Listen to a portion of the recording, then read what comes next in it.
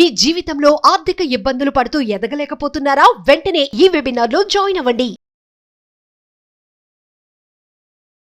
నమస్తే, welcome back to our channel. నేను మీ Sanjay. Law of attraction, ఇందులో మనకి ఇంకెన్నో రకాల డౌట్స్ ఉన్నాయి. ఇందులో ఏ రకమైన డౌట్స్ అంటే అఫర్మేషన్ చేయాలా, చాంటింగ్ చేయాలా, లేకపోతే సంథింగ్ వేరే వేరే టిప్స్ ఏమైనా పాటించాలా, రకరకాల డౌట్స్ ఉన్నాయి. ఇంకా ఏది బెటర్గా పనిచేస్తుంది అన్నది ఇంకా క్లారిటీ లేదు. ఇలా ఎన్నో రకాల డౌట్స్ని క్లియర్ చేయడానికి మన ముందున్నారు ఇంటర్నేషనల్ మోటివేషనల్ స్పీకర్ మరియు లా ఆఫ్ అట్రాక్షన్ కోచ్ మరియు సెలబ్రిటీ కోచ్ సురేష్ గారు. ఆయనతో మాట్లాడి కొన్ని విషయాలు తెలుసుకుందాం. నమస్తే సార్. నమస్తే సంజయ్. సార్ విన్నారు కదా ఎస్, లా ఆఫ్ అట్రాక్షన్. మనం మాట్లాడుకునేది ఇదే కాన్సెప్ట్. అవును. ఈ కాన్సెప్ట్లో మీరు ఎన్నో రకాల ఏ విధంగా అంటే ఒక సంఘటనలు, పెద్ద పెద్ద సంఘటనలు లేదా ఒక పెద్ద పెద్ద ప్రాముఖ్యులు చేసిన విషయాల గురించి మాట్లాడుకున్నాం. వాళ్ళ జీవితాల్లో నిజంగా జరిగిన విషయాల గురించి.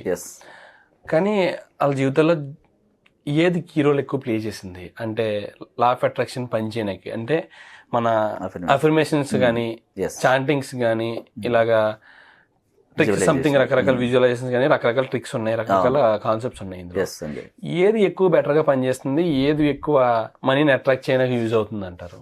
జనరల్గా పూర్తిగా లా ఆఫ్ అట్రాక్షన్ నేర్చుకోవాలి. ఇది చాలామంది ఏంటంటే ఒక వీడియో చూసేసి ట్రై చేస్తూ ఉంటారు. ఈ వీడియోలు ఏంటంటే ఒక సినిమాకి ట్రైలర్ లాంటిది. వస్తుంది చెప్పాలంటే సినిమా 3 గంటలు ఉంటుంది, ట్రైలర్ ఎంత ఉంటుంది? ఒక 2 minutes ఉంటుంది. అది పూర్తిగా రిలీవ్ కాదు. ఒక వీడియోతో లా ఆఫ్ అట్రాక్షన్ మొత్తం చెప్పడం సాధ్యం కాదు. అంటే అనంతమైన విశ్వశక్తి అనంతమైంది. ఈ జ్ఞానం కూడా అంతులేనిది, చెప్పే కొలది వస్తూనే ఉంటుంది. ఎండింగ్ అంటూ లేదు దీనికి. లా ఆఫ్ అట్రాక్షన్లో ఎండింగ్ లేదు, వస్తూనే ఉంటుంది జ్ఞానం, అనంతమైన జ్ఞానం. దీన్ని ఎలా చెప్పాలి అంటే రాస్తే సరిపోతుందా అని మీరు అన్నారు. చాలా కొంతమంది చాంటింగ్ చేయాలా, ఊహిస్తే సరిపోతుందా, అసలు ఏం చేస్తే పనిచేస్తుంది కదా. సో మనం చదువుకునేటప్పుడు ఎగ్జామ్ రాయటానికి ఏం చేస్తాం? చాలామంది పెద్దగా చదివేస్తారు, లాస్ట్కి మైండ్ ఎంటీగా ఉంటుంది. కొంతమంది ఒక స్టోరీలా గుర్తుపెట్టుకుంటారు, ఒక కథలా గుర్తుపెట్టుకుంటారు, అది గుర్తుంటుంది. అంటే మన సబ్కాన్షియస్ మనసుకి మనం ఏం చూపిస్తాం? చాలా ఈజీగా నేను ఆ ఎగ్జామ్లో పాస్ అవ్వాలి, ఆ స్టోరీలా గుర్తుపెట్టుకుని చదువుతారు. అంటే అక్కడ టీచరు ఆ విధంగా లెసన్ చెప్పారు. టీచర్ లేకుండా ఈ స్టూడెంట్ ఎగ్జామ్ రాయలేడు. అంటే టీచర్ కూడా గురువు. ఒక ఆట క్రికెట్ ఆడాలంటే ఆ కోచ్ లేకుండా అందులో రాణించలేరు. దేంట్లో అయినా కోచ్ కావాలి, గైడెన్స్ ఖచ్చితంగా కావాలి. ఒక చదువుకోవటానికి గురువు ఎలా కావాలో ఒక ఆటలో గురువు కావాలి, కోచ్ కావాలి. ప్రతి దాంట్లో గురువు కావాలి. అందుకే గురువు లేని విద్య గుడ్డిది అంటారు. తనకు తానికి వచ్చేస్తే ఇంకా దానికి ఎలా తెలియదు కదా. ఇప్పుడు తనకు తానికి ఏది రాదు. ఇప్పుడు ఏ శక్తి కూడా జాలి తెలిసి ఏది ఇవ్వదు. మన నుంచి ఆ వైబ్రేషన్స్ వెళ్ళాలి, ఎనర్జీ లెవెల్స్ విశ్వంలోకి. ప్రతిదీ ఎనర్జీతో చూడండి, మబ్బులు కదులుతూ ఉంటాయి, సూర్యుడు, ప్రతిదీ ఎనర్జీ. మనలోని కోట్ల కణాలన్నీ కూడా ఎనర్జీతో కొడుకుని ఉన్నాయి. అంటే ఒక సిస్టానికి నువ్వేం కమాండ్ ఇస్తావో ఆ సిస్టమ్ క్లీన్ అవటం, అప్డేట్ అవటం జరుగుతుంది, ఫోన్ అప్డేట్ అవటం. అట్లాగే మనలోని కోట్ల కణాలు నువ్వు ఏమని నమ్మితే దాన్ని నిజం చేస్తాయి. సపోజ్ కొంచెం నాకు ఇక్కడ ఆరోగ్యం బాగాలేదు, హెడేక్గా ఉందంటే పెంచేస్తాయి అన్నమాట అక్కడికి చేరి. అట్లాగే ఈ లా ఆఫ్ అట్రాక్షన్లో అఫర్మేషన్స్ అనేది నడక లాంటిది.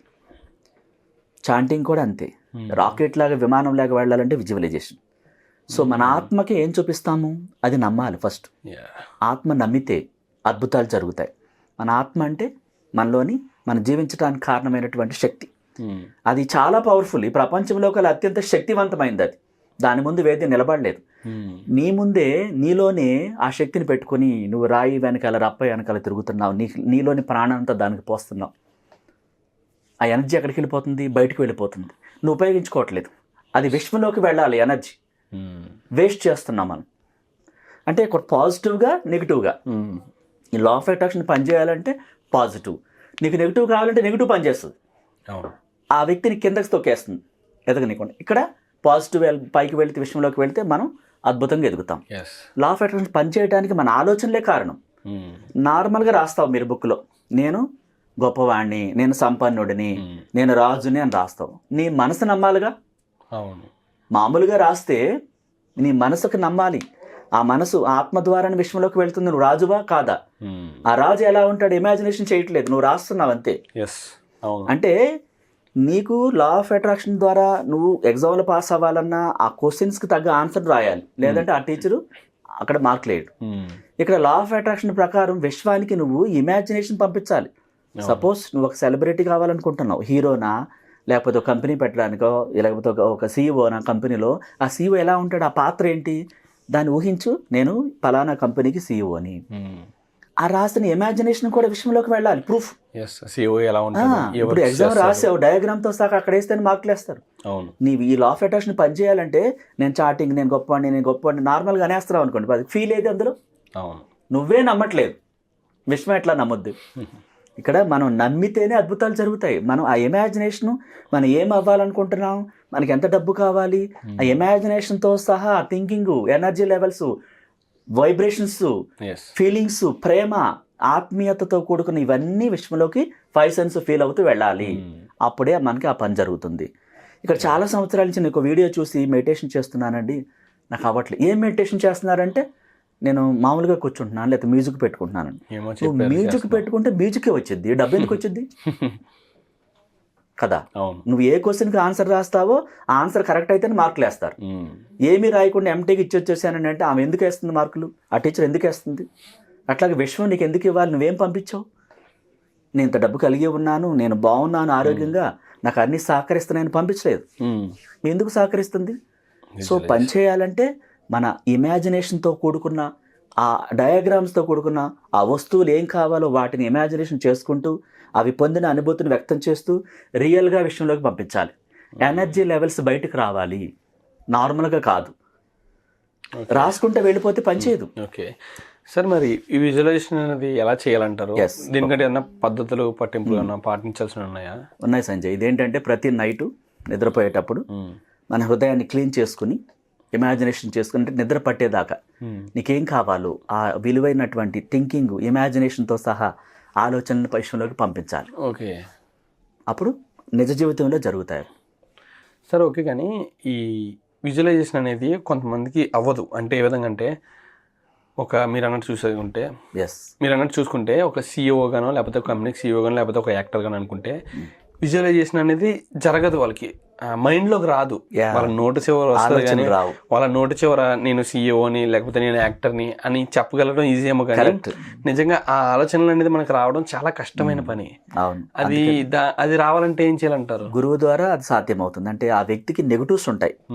అంటే తను ఆ విధంగా ఇమాజినేషన్ చేసుకోలేకపోతున్నాడు అంటే లోపల సబ్ కాన్షియస్ మనసులో చిన్ననాటి నుంచి చాలా నెగటివ్స్ లక్షల్లో పెరిగిపోయి ఉంటాయి. హే నువ్వు ఆ స్థాయి కాదు అని చెప్తూ ఉంటుంది. అది ఎందుకు అంత క్రితం చూపించావు, నాకు అర్హత లేదమ్మో, అది చాలా కష్టం, ఆ స్థాయికి వెళ్ళాలంటే మాటల, ఇవన్నీ ఫ్రేమ్స్, అన్ని నెగిటివ్ ఫ్రేమ్స్ సబ్ కాన్షియస్ మనసులో చిన్ననాటి నుంచి నువ్వు పెట్టేశావు. అది అక్కడితో ఆపేస్తుంది. నువ్వు అంత క్రితం ఇలా పెట్టావు, ఇప్పుడు ఆ మాట అంటున్నావు, అది నిజం కాదు అని ఆపేస్తుంది. మరి అవి క్లియర్ అవ్వాలి నెగిటివ్స్ అన్నీ కూడా. అప్పుడు నువ్వు సరిగ్గా ఇమాజినేషన్ చేయగలుగుతావు. మైండ్ సరిగ్గా కాన్సన్ట్రేషన్ పెట్టలేకపోతున్నావు అంటే నెగిటివ్స్ ఉన్నట్టు అన్నమాట. Thank you very much sir. Most welcome Sanjay.